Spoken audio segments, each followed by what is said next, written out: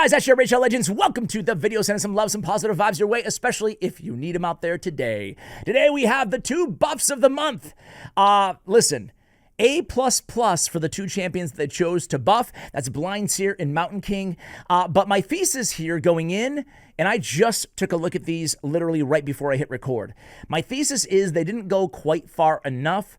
But ultimately, you know, great champions to buff because any improvement is going to be noticeable on these very lacking. They're definitely both, in my opinion at least, they're definitely both top 10 worst legendaries, worst Void Legendary in Blind Seer, and worst non-Void Legendary top 10 in Mountain King, in my opinion. So I love to see these changes. Blind Seer is tied with like 6 other legendary champions for the fastest legendary, tied with about 15 champions in the game for the fastest champion overall at 115 base speed. So take that into consideration. So she has a lot of potential just in her speed. The rest of the kit left a lot to be desired. By the way, we have news on the free legendary coming in July. Not a lot of news, but it is coming, as well as kind of some news on how to get your hands maybe on the mythical champion from the event dungeon and the relics and whatnot. I just dropped a video on my main channel, Ash Raid Shadow Legends, that I will link for you guys in case you missed it, about all the changes in the Chaos Awakes campaign. Anyway, here we go. Blind Seer, the before and the after. So they kind of reworked her A1. What they did was they changed the turn meter decrease from 15% to 10%, but they changed the chance on each hit to 100% when booked. That's really nice turn meter control from her A1, right? Like really solid. On her A2 Dark Shroud, it used to be a block debuff for 2 turns with a shield on all allies, 30% of this champion's max HP. Now, it is a heal, 20% of this champion's max HP. You still get the shield, 30% of this champion's max HP, and the block debuffs on all allies for 2 turns. So they added the heal, basically, to this ability. Yeah, I'm not like overwhelmed by it. I'm not going to lie. It's not bad, though. Good support champion. You know, healers, sometimes it can be a little hard to find in this game, right? Like there's a lot of cleansers nowadays. There's a lot of block buffs champions, but finding a good healer with that kind of skill set, it's not bad. I like the addition of the heal. On the revival, we're just going to read the Awakened version, obviously. It used to be one of the worst AoE revives out there, especially considering she's a Void Legendary. It used to be revives all dead allies, 35% HP and a block damage for 1 turn. Now, it is a revives all dead allies 50% HP, 30% turn meter, block damage on all allies except this champion for 1 turn. So basically, they gave a 35 to 50% HP and 0 turn meter to 30% turn meter. Like I said at the beginning of the video, I mean, listen, she's a lot better than she used to be. That's clear. So beggars can't be choosers, but I would have loved to see them go with a 50-50. 50% HP and 50% turn meter. Now that being said, they did make one more significant change here, and you can see it on the little cooldown. So it's 5 turn cooldown instead of 6, and I think we can reduce it by 1, right? Is that correct? Blind Seer. It's been a while since I looked at good old Blind Seer.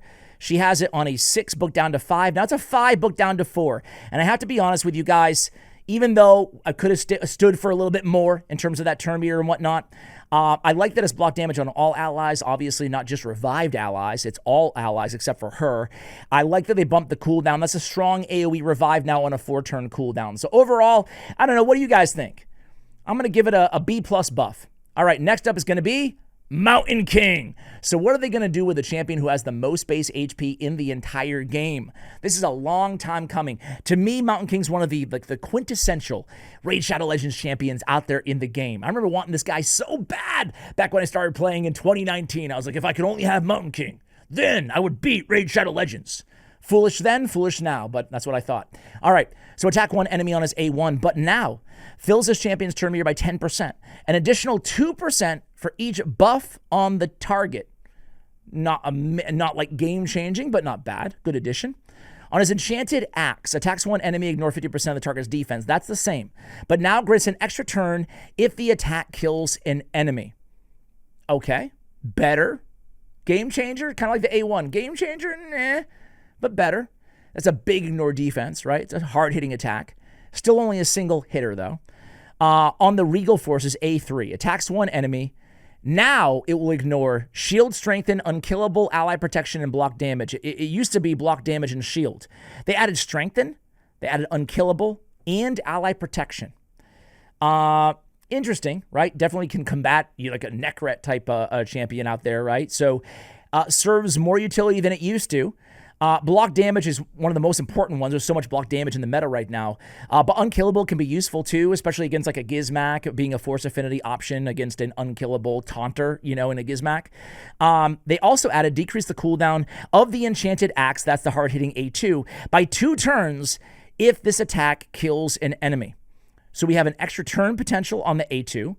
So think about it like a Rotos, Fated Destruction. You go in with the enchanted axe, boom, grant an extra turn. And then, boom, you go in with the A3, you kill somebody, the second squishiest champion or a champion under block damage, and then you reset the damn cooldown of the A2. And then you go in and again, you get an extra turn. They also made a big, significant change, it looks like, on his passive. It used to be increases champion's attack by 50% for each time this champion kills an enemy. Stacks up to 100%, resets each round. They removed the resets each round, giving him potentially some sort of viability in, faction wars and wave content, a little bit, right? It always annoyed me that it reset each round because, by the time you get to a boss, you want him to smack if you want to use him in like Ice Golem in an area like that, right? Anyway, increases champion's attack by 50% each time this champion kills an enemy, stacks up to 100%, immune to decrease attack, and immune to block active skills. And they added an aura, increase ally attack in all battles by 25%. So, man, at first glance, I'm not going to lie. Like I said, my thesis originally was that they could have gone farther. But I actually think that now that I look at both of them, I think that this is a pretty good buff, actually. Especially when you kind of run through these scenarios like I just did in your head, right? Think about him in the arena, right? He goes in there. He's got so much HP that you could throw him in like a bolster set instead of Stone Skin, right? You have some options there. I think 32k base HP. Is it that crazy? I mean, he is by far and away still the highest HP in this game. 31k. That's insane. And which is nice because he does his damage based on HP and then attack. Now, some might say that base attack is really high too, but why do we want 2 stats on a Mountain King? He feels like such a quintessential HP-based champion, not an attack-based champion, but we always prefer 2 sources of damage in this game. So that's actually a really good thing. So the fact that he has 2 sources of damage, and now he can go in there with the extra turn, and then reset the A2, that he can increase his attack. The longer the battle goes on, the more deadly he becomes. And he's immune to block active. I mean, it's not like that insane of a game changer. He has turn meter a fill as well to help him out because he's still insanely slow. I would have loved just 5 speed. An 85 speed for a legendary is quite low, even though he looks like a mountain. Like, he does look slow, right?